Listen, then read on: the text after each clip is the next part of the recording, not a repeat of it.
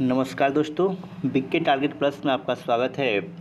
आज की इस क्लास में हम लोग हिंदी व्याकरण से एक चैप्टर देखेंगे, अलंकार देखेंगे। और अलंकार से ये मेरा जो होगा पार्ट 4 वीडियो होने वाला है। पार्ट 3 तक हम आपको जो है 83 क्वेश्चन जो है आपको हम डिस्कशन करा चुके हैं।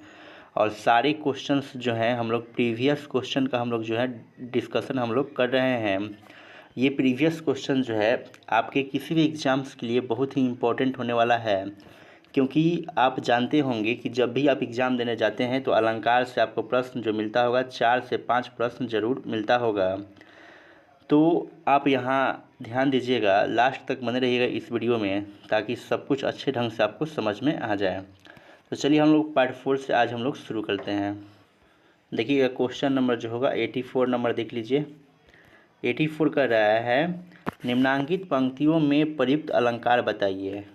पंक्ति में कौन सा अलंकार है? रनित भृंग घंटा आवली झरित दान मधुनीरु मंद मंद आवतु चलेओ कुंजरु कुंज समीरु। यहाँ पर ध्यान दीजिएगा, यहाँ पर जब आप श्रुति सम भिन्नार्थक शब्द पढ़े होंगे तो यहाँ पर कुंजरु शब्द का होगा दो अर्थ यहाँ से निकलेगा। कुंजरु शब्द का एक जो होता है हाथी होता है, क्या होता है? एक हाथी होता है, और दूसरा जो होता है लता होता है।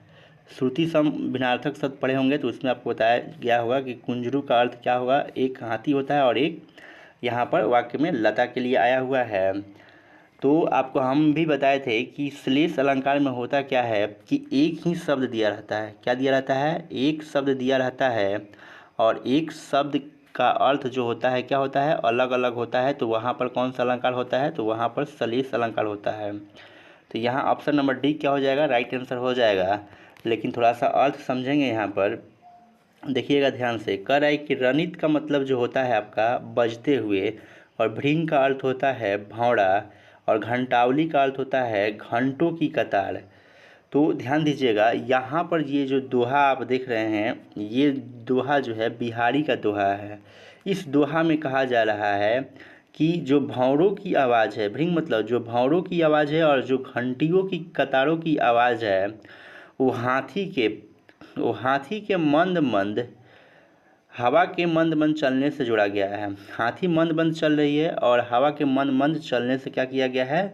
जोड़ा गया है। तो ध्यान देंगे, यहाँ पर जो है कुंजरू शब्द का दो अर्थ निकलेगा, तो यहाँ पर हो जाएगा श्लेष अलंकार हो जाएगा। यमक अलंकार में क्या होता है कि दो शब्द दिया रहता है, दो शब्द दिया रहेगा, और दोनों कैसा शब्द रहेगा? दोनों जो होगा एक जैसा शब्द रहेगा। क्या होगा? दोनों एक जैसा शब्द होगा, लेकिन अर्थ जो होगा अलग अलग होगा। अर्थ क्या होगा? अलग अलग होगा। तब आप समझ जाएंगे कि उसमें जो है यमक अलंकार है। उत्प्रेक्षा में क्या बताए थे? उत्प्रेक्षा का पहचान बताए थे कि यदि किसी पंक्ति में मानो मनु मनहु जानो जनु जनहु दिया है तो वहाँ पर उत्प्रेक्षा अलंकार हो जाएगा। आई होप आप समझ चुके हैं।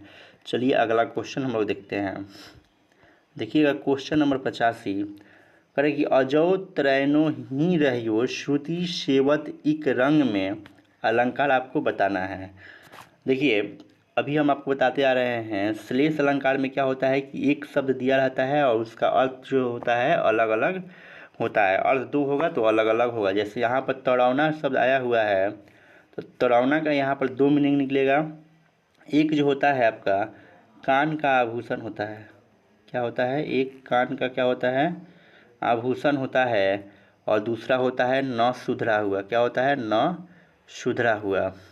तो आपको याद रखना है कि जब किसी वाक्य में एक शब्द दिया रहे और उसका अलग अलग अर्थ निकल रहा है तो समझ जाइए कि उसमें जो है आपका श्लेष अलंकार है। तो ऑप्शन नंबर 85 का क्या हो जाएगा? ए हो जाएगा। आपको हम उपमा अलंकार में बताए थे कि यदि किसी वाक्य में योजक चिन्ह के बाद क्या आए? सा आए, सी आए, से आए, सम आए या सरिस दिया रहेगा तो समझ जाइएगा कि उसमें जो है योजक उपमा अलंकार है।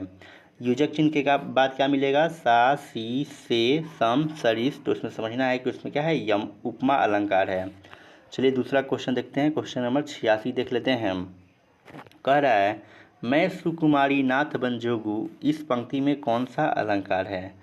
मैं सुकुमारी नाथ बन जोगू, इस पंक्ति में कौन सा अलंकार है? तो ध्यान दीजिएगा, इस पंक्ति में जो है आपका जो है काकू वक्रोक्ति अलंकार है। ऑप्शन नंबर डी क्या हो जाएगा, राइट हो जाएगा। काकू वक्रोक्ति समझ लीजिए क्या कहता है, ये कहने वाला कुछ कहता है और सुनने वाला उसका दूसरा मीनिंग निकाल लेता है, तो वही जो होता है काकू वक्रोक्ति होता है। कहने वाला कुछ कहता है और सुनने वाला दूसरा मीनिंग निकाल लेता है, तो काकू वक्रोक्ति अलंकार हो जाएगा। जैसे समझिएगा इसका अर्थ क्या होगा। सीता जी यहाँ पर जो है राम से कहती हैं कि मैं स्वयं जो हूँ सुकुमारी नहीं हूँ, मैं स्वयं सुकुमारी नहीं हूँ, आप भी सुकुमार हैं, इसलिए बन जाने के लिए आप भी क्या हैं, उपयुक्त हैं। यानी कि यहाँ सीता कह रही है कि मैं केवल सुकुमारी नहीं हूँ, सुकुमार आप भी हैं। इसका मतलब क्या है कि आप भी बन जा सकते हैं। तो कहा कुछ जाए और सुनने वाला अर्थ उसका दूसरा निकाल ले तो काकू वक्रोक्ति होता है। तो ऑप्शन नंबर डी क्या हो जाएगा, राइट आंसर हो जाएगा। आई होप आप समझ चुके हैं। चलिए हम लोग अगला क्वेश्चन देख लेते हैं। देखिएगा क्वेश्चन नंबर 87 देख लीजिए। कह रहा है कि तेरी बर्छी ने बर छीने हैं खलन के, पंक्ति में कौन सा अलंकार है। तो ध्यान दीजिएगा, आप श्रुति सम भिन्नार्थक शब्द पढ़े होंगे, तो यहाँ बर्छी का यहाँ दो अर्थ निकलेगा। एक बर्छी का मतलब जो होता है आपका क्या होता है, हथियार होता है, बर्छी नामक हथियार होता है। और इस बर्छी का मतलब हो जाएगा आपका कि जो श्रेष्ठ या वीर योद्धा जो होते हैं, श्रेष्ठ या वीर योद्धा छीन लिए गए हैं, छीन लिए गए हैं, मतलब उनकी मृत्यु हो गई है, छीन लिए गए हैं, श्रेष्ठ या वीर योद्धा छीन लिए गए हैं। तो ध्यान रखिएगा, जब एक ही शब्द दिया रहे और उसका अलग अलग अर्थ निकल रहा है तो वहाँ पर कौन सा अलंकार होगा, श्लेष अलंकार हो जाएगा। और पूछे कि श्लेष का अर्थ क्या होता है, तो श्लेष का अर्थ क्या होता है, चिपकना होता है। मतलब एक शब्द दिया रहेगा, इसी में कई अर्थ क्या होंगे, चिपके रहेंगे, तो वही जो होता है आपका जो होता है श्लेष अलंकार का उदाहरण हो जाता है। अनुप्रास में आपको हम बताए थे कि क्या होता है जी, वर्णों की आवृत्ति होता है, वर्णों की क्या होता है, आवृत्ति होता है। और रूपक अलंकार में आप देखिएगा कि योजक चिन्ह दिया रहे तो अधिकांशतः उदाहरण जो होता है रूपक अलंकार का हो जाता है। आई होप आप समझ गए होंगे। चलिए अगला क्वेश्चन देखते हैं। देखिएगा क्वेश्चन नंबर जो है आपका 88 नंबर देख लीजिए। देखिएगा क्वेश्चन नंबर 88 करेंगे, सुर सुर तुलसी शशि उद्गन के सौदास, अब के कवि खगोत सम जहतः करत प्रकाश। ध्यान दीजिएगा, इसमें जो है एक ही शब्द जो है दो बार आया हुआ है। जैसे देखिए सुर और सुर, तो एक सुर का मतलब क्या हो जाएगा, यहाँ पर एक सुर का मतलब होता है कवि, यहाँ सूरदास के बारे में आपको बताया जा रहा है। और एक सुर का मतलब होता है सूर्य को यहाँ पर संबोधित किया गया है। तो ध्यान दीजिएगा, जब किसी पंक्ति में दो शब्द या दो से अधिक शब्द आता है और उसका अर्थ जो होता है अलग अलग होता है, तो वहाँ पर जो होता है आपका यमक अलंकार हो जाएगा। तो ऑप्शन नंबर बी हो जाएगा। इन पंक्तियों का भाव क्या है, इस पंक्ति का भाव यह है कि सूरदास सूर्य के समान है, सूरदास जो हैं वो सूर्य के समान है, और तुलसी जो हैं तुलसी चंद्रमा के समान है। शशि का मतलब क्या होता है, चंद्रमा के समान है। और जो केशवदास हैं तुलसीदास तो चंद्रमा के समान हो गए, शशि के समान हो गए। और बाकी कवि जो हैं वो जो हैं जुगनू के समान हैं, जो कभी कभी इधर उधर क्या करते रहते हैं, प्रकाश में चमकते रहते हैं। आई होप आप समझ गए होंगे, इसमें यमक अलंकार हो जाएगा। चलिए अगला क्वेश्चन देखते हैं। 89, जहाँ शब्दों शब्दांशों या वाक्यांशों की आवृत्ति हो किंतु उनके अर्थ भिन्न भिन्न हो, वहाँ निम्न अलंकार होता है। तो ध्यान दीजिएगा, वहाँ पर क्या हो जाएगा, यमक अलंकार हो जाएगा। और श्लेष का अर्थ क्या होता है, श्लेष का अर्थ होता है आपका चिपकना, श्लेष का अर्थ चिपकना होता है। वक्रोक्ति अलंकार में आपको हम बताए थे कि कहा कुछ जाए, कहने वाला कुछ कहता है लेकिन सुनने वाला उसका दूसरा अर्थ निकाल लेता है, तो वहाँ पर वक्रोक्ति अलंकार हो जाएगा। चलिए अगला क्वेश्चन देखते हैं। 90 नंबर कह रहे कि रहीमन पानी राखिए बिन पानी सब सुन, पानी गए न उबरे मोती मानुष चुन। तो यहाँ पर ध्यान रखिएगा, यहाँ पर जो है पानी शब्द आया हुआ है, तो इस पानी का जो है अर्थ जो है अलग अलग है, मोती है, मानुष है और क्या है, चुन है। एक ही शब्द के कई अर्थ निकल रहा है, तो यहाँ पर जो हो जाएगा आपका श्लेष अलंकार हो जाएगा। तो 90 का राइट आंसर क्या हो जाएगा, सी हो जाएगा। उत्प्रेक्षा अलंकार का पहचान बताए थे, किसी भी वाक्य में मनो मानु मनहु जानो जनु जनहु और ज्यों दिया रहे तो उत्प्रेक्षा अलंकार का पहचान होता है। उपमा में बताया था कि यदि किसी वाक्य में योजक चिन्ह के साथ मिले आपको सा सी से सम या सरिस मिले तो वहाँ पर होता है उपमा अलंकार हो जाता है। आई होप आप समझ गए होंगे। चलिए अगला क्वेश्चन हम लोग देखते हैं। क्वेश्चन नंबर 91 देख लीजिए। 91 कह रहा है, चिरंजीवो जोड़ी जुड़े क्यों न स्नेह गंभीर, को घटी ये वृष भानुजा वे हलदर के वीर। तो यहाँ पर देखिएगा श्रुति सम भिन्नार्थक शब्द जो है बहुत ही मायने रखता है। वृष भानुजा का यहाँ पर दो अर्थ निकलेगा। एक जो है राधा के लिए वृष भानुजा आया हुआ है, और दूसरा बैल की बहन के लिए यूज किया गया है। बैल की बहन के लिए यूज किया गया है। उसी तरीके से आप देखेंगे तो यहाँ पर हलधर के क्या है, दो अर्थ यहाँ पर निकलेंगे। एक तो बलराम जी के लिए किया गया है हलधर, और एक जो है बैल के लिए किया गया है। तो जब एक ही शब्द के साथ कई अर्थ चिपके रहते हैं तो वहाँ पर जो होता है आपका सलेश अलंकार होता है। तो ऑप्शन नंबर क्या हो जाएगा, सी राइट आंसर हो जाएगा। 91 का सी हो जाएगा। चलिए हम लोग अगला क्वेश्चन देखते हैं। क्वेश्चन नंबर देखिएगा 92 देख लीजिए। कह रहा है कि सलेश अलंकार होता है, सलेश अलंकार होता है, ध्यान दीजिएगा। सलेश अलंकार जो होता है ये किस अलंकार के अंतर्गत आएगा, तो ये जो आएगा शब्दा अलंकार के अंतर्गत आ जाएगा। और आपसे पूछे कि अलंकार के कितने भेद होते हैं, तो याद रखिएगा अलंकार के 3 भेद होते हैं। कौन कौन, तो एक होता है आपका शब्दा अलंकार होता है, एक होता है अर्था अलंकार, तीसरा होता है उभया अलंकार होता है। अलंकार का वर्गीकरण किसने किया था, तो याद रखिएगा वामन ने सबसे पहले अलंकार का वर्गीकरण किया था। चलिए अगला क्वेश्चन हम देखते हैं। 93 नंबर कह रहा है कि मेरी भव बाधा हरो राधा नागरी सोए, जा तन की झाई पड़े श्याम हरित दुती होए, उपयुक्त दोहे में कौन सा अलंकार है। तो ध्यान दीजिएगा इस दोहे में जो है आपका जो है दो अलंकार निकल के आ रहा है। एक तो होगा आपका सलेश अलंकार हो जाएगा, और एक जो होगा आपका रूपक अलंकार हो जाएगा। ठीक, चलिए हम आपको समझाते हैं कि सलेश अलंकार कैसे होगा। तो ध्यान दीजिए आप, यहाँ पर जो आया हुआ है हरित शब्द, हरित शब्द का दो अर्थ यहाँ पर निकलेगा। एक होता है हरा रंग होता है, और एक जो होता है आपका प्रसन्न होता है, खुशी से लगाया जाता है इसका प्रसन्न। तो जब एक ही शब्द के साथ कई अर्थ चिपके रहते हैं तो वहाँ पर क्या हो जाएगा, सलेश अलंकार हो जाएगा। और इसमें जो है रूपक अलंकार भी है, याद रखिएगा। चलिए हम लोग अगला क्वेश्चन देखते हैं। Question number 94। जिस काव्य पंक्ति में प्रयुक्त किसी एक ही शब्द के एक से अधिक अर्थ हो, एक ही शब्द के एक से अधिक अर्थ हो, तो वहाँ पर जो होता है आपका कौन सा अलंकार हो जाएगा, वहाँ पर आपका सलेश अलंकार हो जाएगा। मान लीजिए कि कोई शब्द दिया है, जैसे यहाँ पर दिया है तरनी, तरनी दिया है, एक शब्द दिया है और इसका एक से अधिक अर्थ निकले, तो तरनी का एक से अधिक अर्थ निकलता है। एक जो होता है सूर्य के अर्थ में आता है और एक नाव के अर्थ में आता है। तो यही तो कहा था कि जिस काव्य पंक्ति में प्रयुक्त किसी एक शब्द के एक से अधिक अर्थ निकल रहा है यहाँ पर, तो क्या हो जाएगा, उसमें सलेश अलंकार हो जाएगा।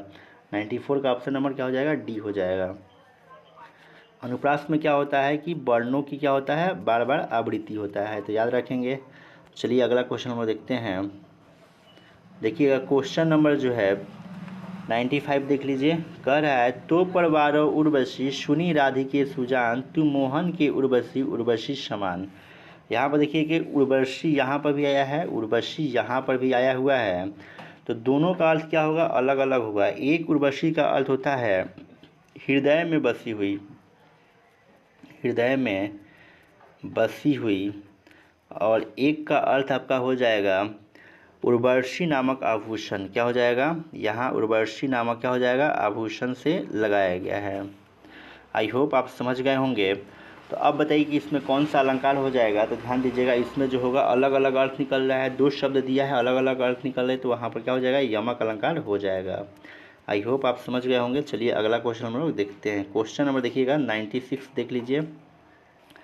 96 नंबर कह रहा है कि तरनी के ही संग तरल तरंग में, तरनी डूबी थी हमारी ताल में।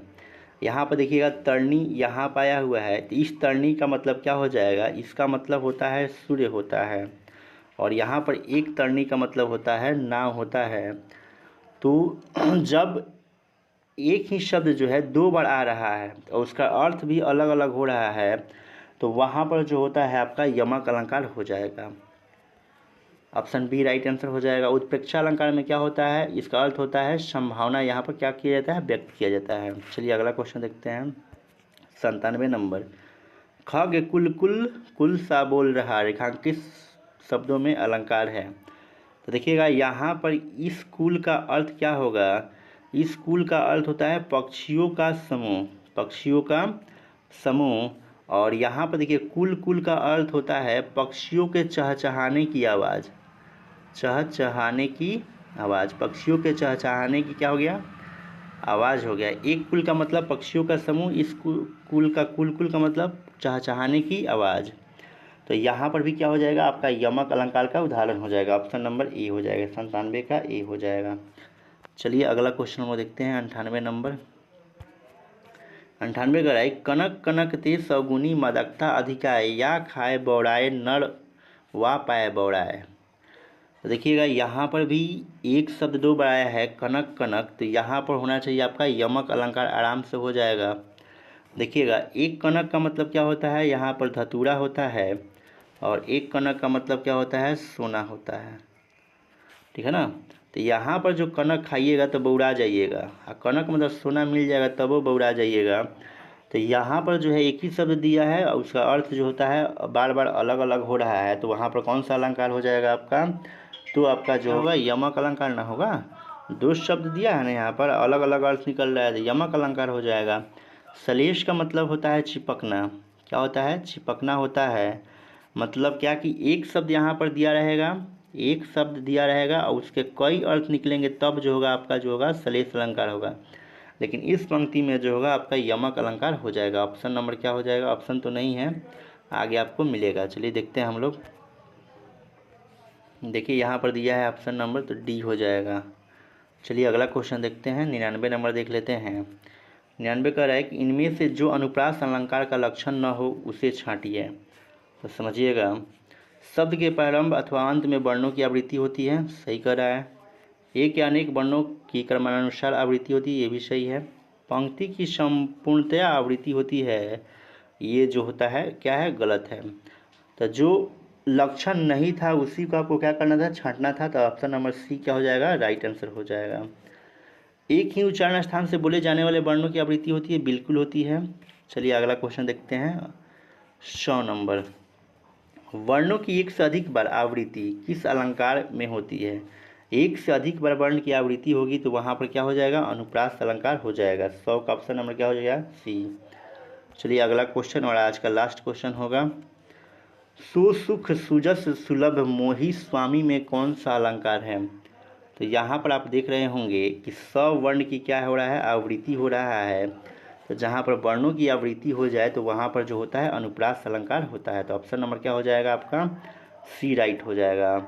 उत्प्रेक्षा का अर्थ जो होता है संभावना होता है। इसको कैसे पहचानेंगे किसी वाक्य में, तो किसी वाक्य में अगर मानो मनु मनहु जानो जनु जनहु दिया रहे तो वहाँ पर क्या होता है, उत्प्रेक्षा अलंकार होता है। आई होप आप समझ गए होंगे। तो आज के लिए इतना ही।